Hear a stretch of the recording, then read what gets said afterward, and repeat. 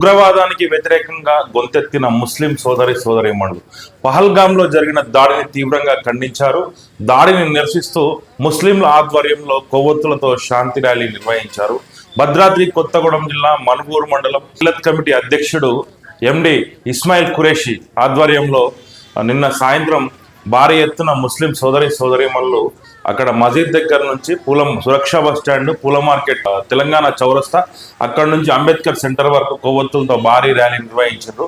ఆ విజువల్స్ మనం ఇక్కడ చూడొచ్చు. దాదాపు ముస్లిం సోదరీమణులంతా కొవ్వొత్తులతో శాంతి ర్యాలీ నిర్వహిస్తూ ఉగ్రవాదం నశించాలి అని చెప్పేసి అయితే గొంతెత్తి చెప్పడం జరిగింది. అనంతరం ముస్లిం సోదరీమణులు చనిపోయిన వారికి అయితే ఘనంగా నివాళులు అర్పించారు.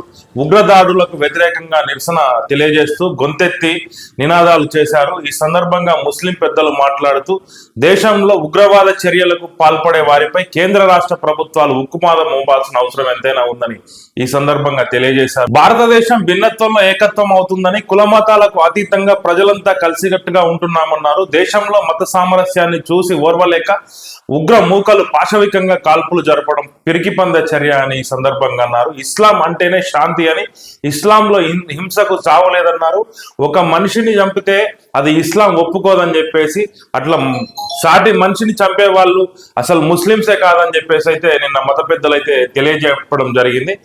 ఎవరెన్ని కుట్రలు పన్నినా, ఎన్ని దాడులు చేసినా దేశంలో మత సామరస్యాన్ని విడదీయలేరన్నారు. ఇలాంటి సంఘటనలు పునరావృతం కాకుండా కఠిన చర్యలు తీసుకోవాలని అయితే తెలియజేశారు. ఈ శాంతి ర్యాలీలో మనుగూరు మండల మిలత్ కమిటీ అధ్యక్షుడు ఎండి ఇస్మాయిల్ ఖురేషి, వారితో పాటు ముస్తఫా, నూరుద్దీన్, ఎక్సలెంట్ యూసుఫ్, సిరాజు, రఫీ, ఉమర్, కర్దూసు, ముస్లిం మత పెద్దలు, మహిళలు అయితే పెద్ద సంఖ్యలో పాల్గొన్నారు.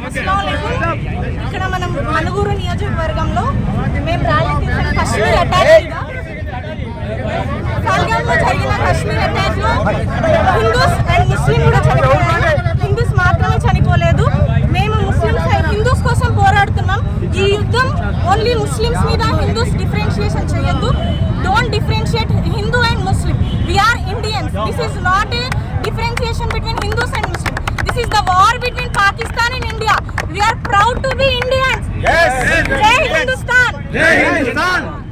అక్కడ చనిపోయిన దాంట్లో హిందూసే లేరు, ముస్లిం హుస్సేన్ కూడా చనిపోయారు.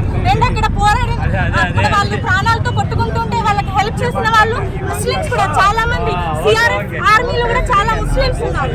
సో ఇక్కడ మనుగూరు నియోజకవర్గంలో, చాలా పినపక మండలం నియోజకవర్గంలో nearly not only Hindus, Muslims అందరూ ఉన్నారు. 10 to 15,000 ఆఫ్ పీపుల్ ఇక్కడ ఉంటారు. కాకపోతే ఓన్లీ కొంతమంది హిందూస్, కొంతమంది ముస్లిమ్స్ బయటికి వస్తే సరిపోదు. అందరూ వస్తే నో గర్ల్స్ మీద రేప్స్ జరగవు అండ్ నో టెర్రరిస్ట్ అటాక్ జరగవు.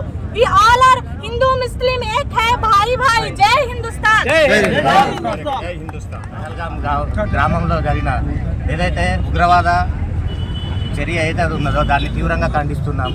ముఖ్యంగా ఏంటిదంటే ఈ తీవ్రవాదం అనేది ఏ విధంగా ఉన్నదంటే మనం దానిని చెరపనంత వరకు, అంటే కుక్కటి వేలతో మనం తీయనంత వరకు కూడా అది ప్రబలిపోతూనే ఉంటుంది. ఈ విధంగా ఏంటంటే దేశమే కాదు ప్రపంచ దేశాలన్నిటికీ కూడా శాంతియుత జీవనం అనేది కొనసాగడం మనుగడనే ఉండకపోవచ్చు.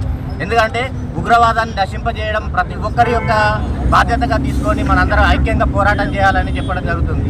మళ్ళీ ఇంకొక విషయం ఏంటంటే ఏదైతే ముస్లింలు అనేది ఒక విషయం వస్తుంది, కానీ ఒకటి ఏంటంటే ఈ విషయాన్ని మాత్రం ఖచ్చితంగా మీరు టీవీలలో ప్రసారం చేయాలి.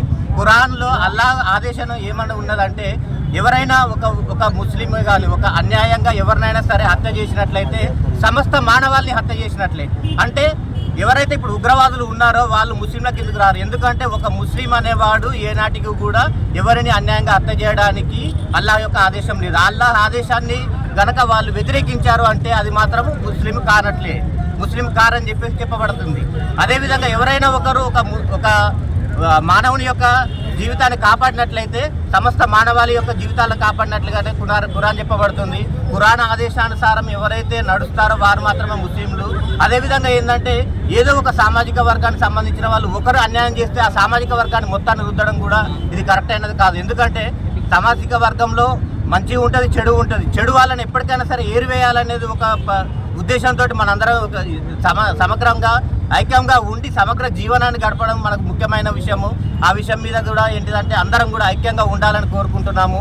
ఇదే విధంగా ఇటువంటి ఉగ్రవాద చర్యలు జరగకుండా ఉండాలంటే దేశంలో ఉన్న మన గవర్నమెంట్కి కానీ ఒకటి మేము సూచించే సూచన ఏంటిదంటే ఇటువంటి వారిని ఒకవేళ సజీవంగా దొరికినట్లయితే ఈ రోజున ఎవరైతే వాళ్ళ కుటుంబాలకి ఒకరు మరణించి వాళ్ళు ఎంత బాధపడుతున్నారో వారి సమక్షంలో బహిరంగంగా వారికి ఇచ్చే శిక్ష ఏ విధంగా ఉండాలంటే వీరి యొక్క మనోబాధన ఎంత ఉన్నదో వాళ్ళకి తెలియాలి.